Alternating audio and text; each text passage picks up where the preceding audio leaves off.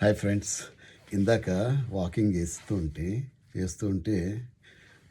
గడ్డి కనపడింది అన్నమాట. 15 రోజుల బట్టి ఆ గడ్డి మీద సుమారుగా 3 అడుగుల మంచు ఉండిందనమాట. మంచు స్నో మొత్తం కవర్ చేసింది. సో ఈ 2 రోజులు బట్టి కరిగింది, చాలా మటుకు స్నో కరిగిపోయిందనమాట. కానీ గడ్డి మాత్రము అలాగే పచ్చగా నిగనిగలాడుతూ ఉంది, చచ్చిపోలేదు. దీన్ని బట్టి నాకు ఒక ఆలోచన వచ్చిందనమాట. సో అది గడ్డి, ఓకే, కాళ్ళ కింద నలుగుతూ ఉంటుంది. అయినప్పటికీ కూడా అది చావలేదు. మనుషుల్లో చాలామంది వాళ్ళ జీవిత ప్రయాణంలో, చదువులో కానివ్వండి, ఉద్యోగ విషయంలో కానివ్వండి, వ్యాపార విషయంలో కానివ్వండి, ఫ్యామిలీ విషయంలో కానివ్వండి, రకరకాల కష్టాలు చెప్పుకొని బాధపడిపోతూ ఉంటారు. నాకు వచ్చిన కష్టాలు పొగోనికి కూడా రావద్దు బాబు అని అనుకుంటూ ఉంటారు. వాళ్ళందరికీ నేను చెప్తాను. ఇంకొంతమంది డిప్రెషన్లోకి వెళ్ళిపోయి చావు వరకు తెచ్చుకుంటూ ఉన్నారు, ఆత్మార్పణ చేసుకుంటూ ఉన్నారు.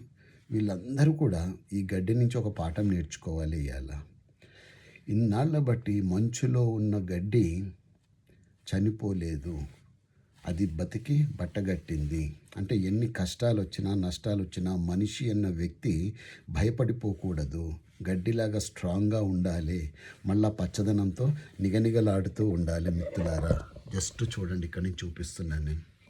అదంతా గడ్డి పచ్చగా నిగనిగలాడుతూ ఉంది. రెండవది ఏంటంటే పేషెన్స్. గడ్డికి ఓపిక ఎక్కువ. ఓకే, ఒకరోజు మంచు కరిగిపోతుంది, కానీ నేను మాత్రం చావకూడదు, మళ్ళీ స్ప్రింగ్ సీజన్ వస్తుంది, మళ్ళీ నేను వికసించాలి అని ఆ గడ్డి నిలబడుతుంది అనమాట స్ట్రాంగ్గా.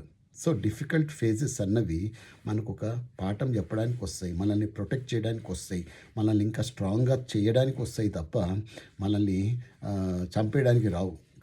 కష్టాలు ఏవి కూడా గుర్తుపెట్టుకోండి. భగవంతుడు కష్టాలు ఇచ్చిండు అంటే దానికి ఖచ్చితంగా సొల్యూషన్స్ కూడా, పరిష్కార మార్గాలు కూడా పక్కనే ఉంటాయి.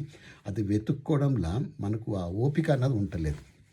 ఓపికతో కనుక మనం వెయిట్ చేసాము అంటే, మన పని మనం చేసుకుంటూ పోయాము అంటే ఖచ్చితంగా ఒకరోజు ఆ గడ్డి లెక్క మన జీవితాలు కూడా పచ్చగా నిగనిగలాడతాయి. ప్రతిదానికి భయపడిపోయి దయచేసి కుంగుబాటుకు లోనైపోయి డిప్రెషన్లోకి వెళ్ళిపోయి జీవితాల్ని సమర్పించాల్సిన అవసరం లేదు మిత్రులారా.